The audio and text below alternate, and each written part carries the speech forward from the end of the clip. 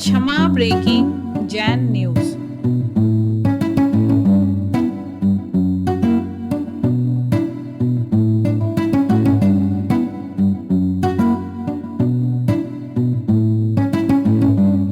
दमोह आगमन के समय जिनके आगमन पर गुरुवर ने खुद प्रशंसा शब्द कहे थे कि देखो देखो आखेट के बाद, जंग के मैदान के बाद शेर आ रहा है, ऐसे झांसी संसदीय क्षेत्र के भूतपूर्व सांसद हमारे अपने प्रदीप जैन आदित्य, और उसके बाद तैयार रहेंगे महेंद्र कुमार जैन, अध्यक्ष आहारजी संस्थान। परम पूज्य मुनि पुंगव श्री 108 सुधासागर महाराज जी के चरणों में नमोस्तु करता हूँ। पूज्य क्षुल्लक गंभीर सागर महाराज जी के चरणों में एक क्षामी करता हूँ। पूज्य एलक जी के चरणों में भी एक क्षामी करता हूँ। संघ के सभी के चरणों में नमन करता हूँ। पूज्य गुरुदेव, आज सुबह हमारे घर पे सारे लोगों की बहुत तीव्र उत्कंठा थी। चूंकि आपके पास जब भी आते हैं तो आपका आदेश रहता है कि कर्म करो। आगरा आपके पास जब हमने अनेक बार जाने का कहा, आपने कहा कि तुम कर्म करो, हमारा आशीर्वाद तुम्हें वहीं मिलेगा। जिस कारण से हम निरंतर प्रतिदिन हमारी इच्छा होती है, लेकिन आपका आदेश है आज, लेकिन हमारे घर पे तय हुआ और हम लोग करीब 2 बजे घर से चले।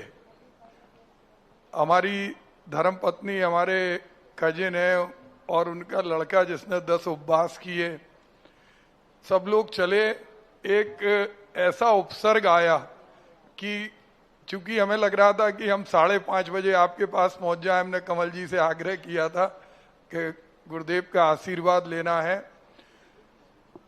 अचानक जब गाड़ी हमारी स्पीड से झांसी से आगे बढ़ी तो काफी स्पीड में थी। अचानक हम सारे लोग जो कार में बैठे थे कब गए। ऐसा कभी नहीं होता कि गाड़ी का बोनट पूरे उससे खुला और कांच से टकराया और सामने एक स्कूटर पर एक बच्चा और उनके माता पिता थे। हम लोगों को जैसे ही वो तेजी से बोनट टकराया, हम लोगों को आपका स्मरण आया। हमें लगा कि आज कोई भयानक दुर्घटना हो गई।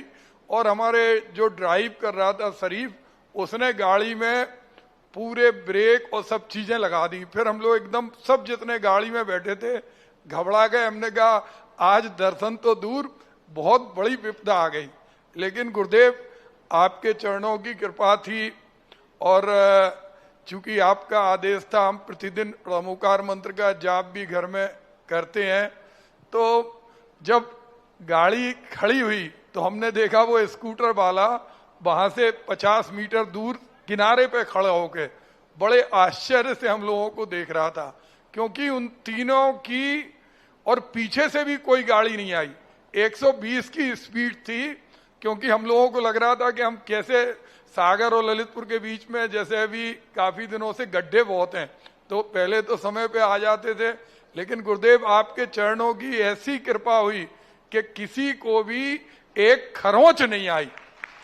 पूरी गाड़ी के अंदर भी केवल कांच छटका। और जितने लोग बैठे थे तो पहले तो सब एकदम घबरा गए। हमारी मिसेज स्नेहलता जैन और वो ज्योति, हमारे कजिन की बहू, वो कहने लगी और वो ओमकार मंत्र आपका स्मरण करने लगी। घड़ी में 4:15 हो गए थे। हमें लगा कि वहां से कैसे पहुंचेंगे, लेकिन आपका आशीर्वाद था, हम लोग समय पे आ भी गए। और वो जो 3 लोग बचे उन पर भी आपकी विशेष अनुकंपा थी। तो आज आपकी जो अनुकंपा है वो हम चाहते सब लोगों पर ऐसी बनी रहे। गुरुदेव, आपके स्नेह से, चूंकि जब लोकसभा में हमारा नाम चल रहा था, हम आपके पास आगरा गए थे, आपने स्पष्टता मना किया था। आपने कहा था कि अभी, हमने कहा गुरुदेव हम टिकट मांगने नहीं जा रहे, लेकिन अगर कोई लड़ाए क्योंकि पिछली बार हमारी सीट 5 लाख वोटों से भारतीय जनता पार्टी के लोग जीते थे, तो आपने कहा टिकट मांगने नहीं जाना, क्योंकि जीतने का मतलब आपने हमें इशारा किया था। हमने कहा गुरुदेव अगर कोई, तो आपने आदेश दिया था कि फिर जो हो हमारा आशीर्वाद रहेगा, फिर तुम्हें लड़ना ही पड़ेगा। और गुरुदेव आपका आशीर्वाद है, चुनाव भले ही हम हार गए, लेकिन आपके चरणों की कृपा से लोगों में स्नेह है और लोगों के बीच में हम काम कर रहे हो। जे आपके वो वाक्य, क्योंकि आपने पहले ही मना किया था, लेकिन चूंकि हमने जब आपको ये बताया तो आपका पूरा आशीर्वाद था, जिससे हम लोगों को बेरोक टोक चुनाव हुआ।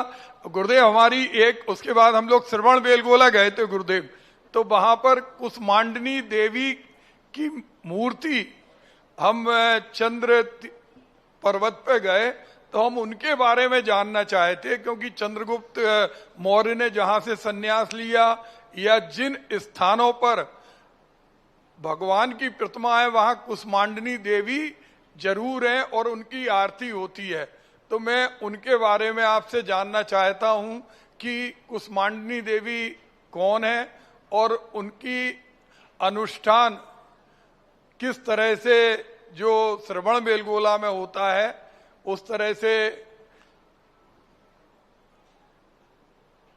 हाँ चलो ठीक है। पहली बात तो ये है कि तुम लोग सब एक बहुत गलती करते हो। जब कहीं यात्रा पर निकलना हो, कहीं पहुंचना हो, अभी तो बहुत टाइम है, 1 घंटे में पहुंच जाएंगे, अभी तो बहुत टाइम है, इतने में पहुंच जाएंगे। तो बेस्टेज सारा समय जो है कहाँ निकाल देते हो? वहीं। और फिर रास्ते में गाड़ी चलती हो, फिर गाड़ी की स्पीड बढ़ाते हो। अब गाड़ी की स्पीड बढ़ाने की अपेक्षा आध घंटे पहले चल दो तो वो 120 के स्थान पर 80 रह जाएगी, 100 रह जाएगी। टाइम है, ऐसी बात नहीं है, लेकिन चला कर लेट चलोगे, अभी तो टाइम है, चलते हैं चलते हैं। और फिर ड्राइवर से कहो कि भाई तू इतने बजे तक मुझे पहुंचा। तो कई बार अपने असावधानी से भी गाड़ी की स्पीडें उतनी ही होना चाहिए। मैं नहीं समझता हूं कि अच्छे रोड अच्छे होते हैं, गड्ढे वाले रोड अच्छे होते हैं क्योंकि वहाँ एक्सीडेंट कम होते हैं। क्योंकि गाड़ी क्या है पर वो धीरे चलती है। फिर भी सावधानी हमेशा बरतना चाहिए, क्योंकि ये चीजें ऐसी हैं जो किसी के हाथ में नहीं रहती। और गाड़ी को उतनी ही स्पीड देना चाहिए जितने पे अपन कंट्रोल कर सके। दूसरा, देवियों का जो पूजन पाठ की परंपराएं हैं, क्या हुआ, ये राजतंत्र हुआ। राजतंत्र में अनेक अनेक राजा अनेक अनेक विचारों को और मत को मानने वाले रहे। तो उन राजाओं के अनुसार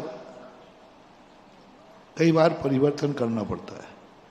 राजा यदि देवियों को मानता है तो प्रजा को भी देवियों को मानना पड़ेगा। राजा यदि देवी की स्थापना करता है तो करना ही पड़ेगा।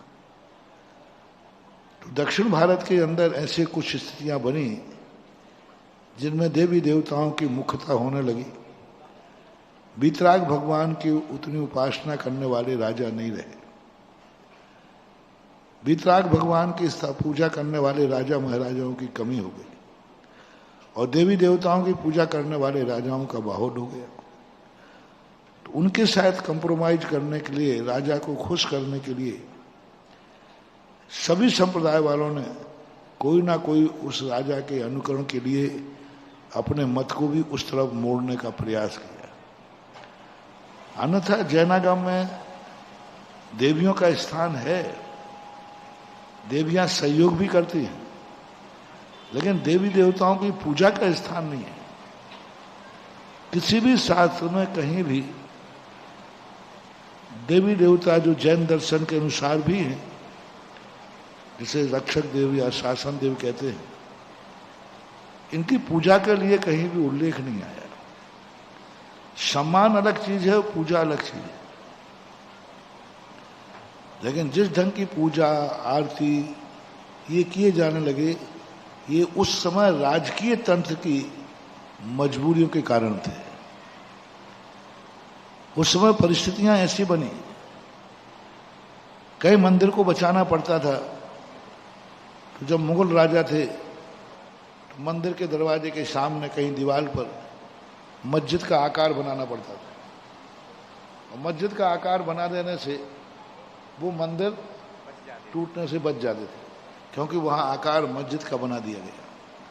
कई प्राचीन मंदिरों में हमें प्राचीर पर सामने वो चिन्ह मिले, तो वो मंदिर को बचाने का एक तरीका था कि भाई हम भी इसकी आराधना करते हैं, हम भी है।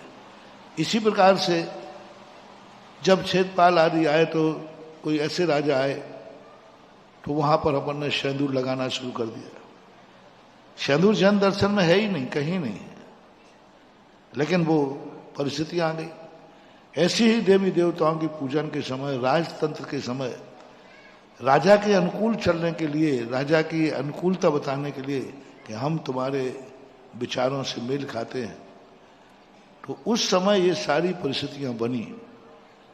उत्तर भारत में चूंकि राजतंत्र हुआ, प्रभाव भी हुआ, लोग चूंकि यहां पर विद्वानों ने जो अपनी बागडोर संभाली, तो विद्वानों के कारण से वह जो राजतंत्र के समय परंपराएं चली थी वो खत्म हो गई। उत्तर भारत में भी भट्टारकों ने स्थान लिया और उन्होंने राजा को खुश करने के लिए, राजा को अनुकूल बनाने के लिए ये सब कलाएं कराएंगी। दक्षिण भारत के विद्वानों ने बहुत बड़ा मोर्चा लिया, जिन्होंने आगम को पढ़ा, शास्त्रों को पढ़ा, और पढ़ करके जब हम आजाद हुए, जब हम राजतंत्र से दूर हुए,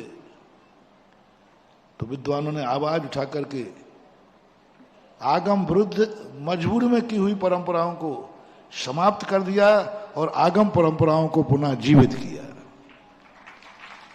तो उत्तर भारत के अंदर तो आगम परंपरा जीवित हो गई।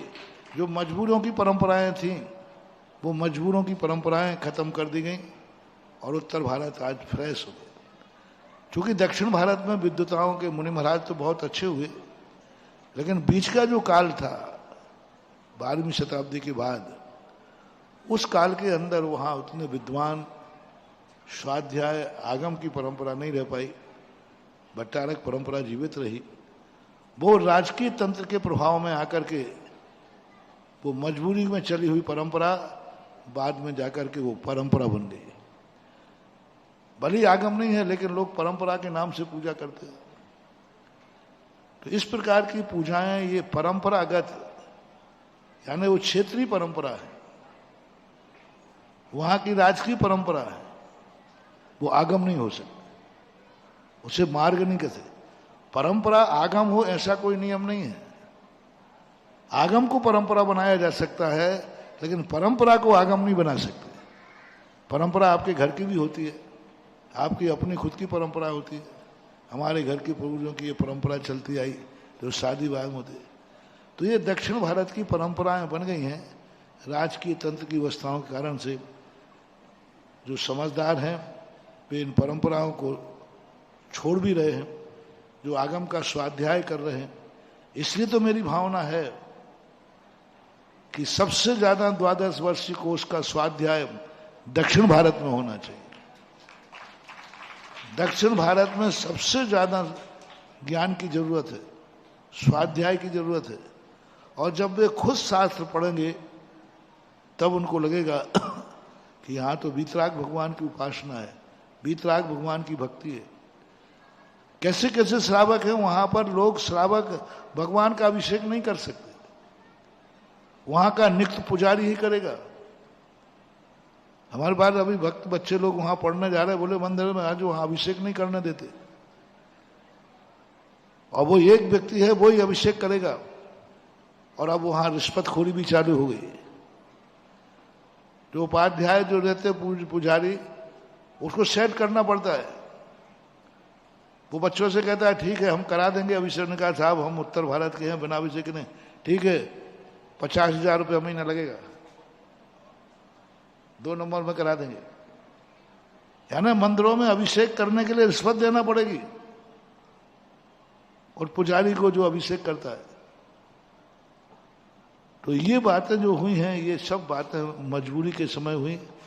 जिस दिन दक्षिण भारत में स्वाध्याय शुरू हो जाएगा, कुंद कुंद के आगम के ग्रंथों का अध्ययन होगा, उस दिन वहाँ के लोग भी इस पर विचार करेंगे और देवी देवताओं के अंदर के को छोड़ करके देवादि देव, परम देव, जिनेन्द्र देव की पूजा चालू कर देंगे। इसलिए परंपरागत मान्यताओं को, वहाँ की क्षेत्रीय परंपरागत मान्यताएं मानना चाहिए, उसको आगम नहीं मानना चाहिए। दूसरे क्षेत्रों में उनकी प्रभावना या उनकी वातावरण को नहीं फैलाना चाहिए। गुरुदेव, एक जिज्ञासा ये है, इतने लोगों की आज जान बची आपके आशीर्वाद से, तो हम लोगों को क्या करना? आज मतलब ऐसा लग रहा था कि कई लोग खत्म हो जाएंगे, क्योंकि वो बिल्कुल सामने एक चमत्कार की तरह हुआ और हम लोग भी बिल्कुल पीछे 6 लोग बैठे थे। तो उसके लिए अब क्या करना चाहिए? अब बस जब साक्षात यमराज दिख ही गए हैं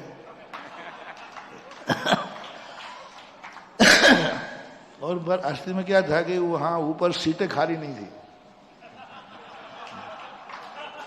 उन्होंने कहा, प्रदीप जी तुम यहाँ आके क्या करोगे, अभी तुम्हारी वही जरूरत है, वहीं रहो और थोड़ा बहुत जो भी चल रहा है सामाजिक, पारिवारिक, राजनीतिक, इन सब में अपने अपने पुण्य की भागीदारी करो, यही है। और ऐसे दृश्यों से हमेशा वैराग्य भाव सीखना चाहिए कि देखो जिंदगी कितनी, एक क्षण में जिंदगी का क्या से क्या हो जाए कुछ नहीं कह सकते। तो अपने परिणामों में जब विभिन्न प्रकार की आकुल व्याकुलताएं आवे, जब परिणाम बहुत आकुल व्याकुल हो, तब ऐसे दृश्यों को स्मृति में रखने से परिणामों में शांति मिल जाती है। नमस्ते गुरुदेव। हम निवेदन करेंगे सुधामय पावन वर्षा योग समिति के यशस्वी अध्यक्ष श्रीमान सुरेंद्र जी सट्टू भैया से, साथ ही उप कोषाध्यक्ष हमारे ऋषभ जी गड़ाकोटा से कि आए और श्रीमान प्रदीप जी जैन आदित्य जी का सम्मान करें। और भी हमारे सुधामय पावन वर्षा योग समिति से जो भी सदस्य हैं उनसे भी अनुरोध करेंगे कि आप हमारे भूतपूर्व सांसद, सभी के प्यारे बुंदेलखंड के शेर श्रीमान प्रदीप जी जैन आदित्य का